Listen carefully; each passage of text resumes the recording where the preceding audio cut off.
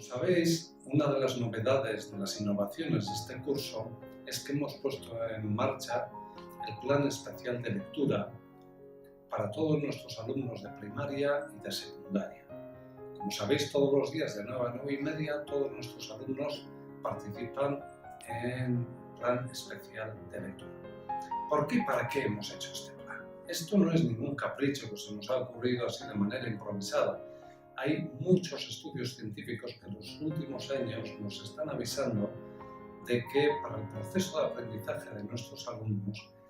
el que el proceso de lectura se haga de una manera sólida es una herramienta fundamental para que después puedan desarrollar todas sus competencias en todas las materias.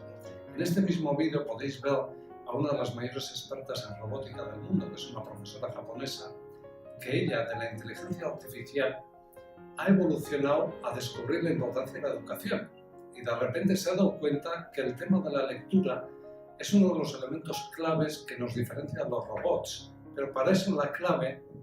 no es descifrar las palabras, que eso nuestros alumnos ya lo saben hacer. La clave es interiorizar el proceso de aprendizaje de la lectura, no solo descifrar palabras.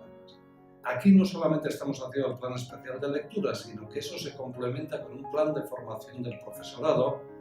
que lo estamos haciendo a través de Miguel Loza, el experto en técnicas de lectura, de tertulias literarias, etc., que ha estado asesorando y formando a profesores en todo el estado, tanto en universidades como en institutos, y que por lo que yo me siento enormemente privilegiado de que en Itxaropena y Castola podamos contar con un profesional de ese nivel desarrollando el aprendizaje de nuestros profesores.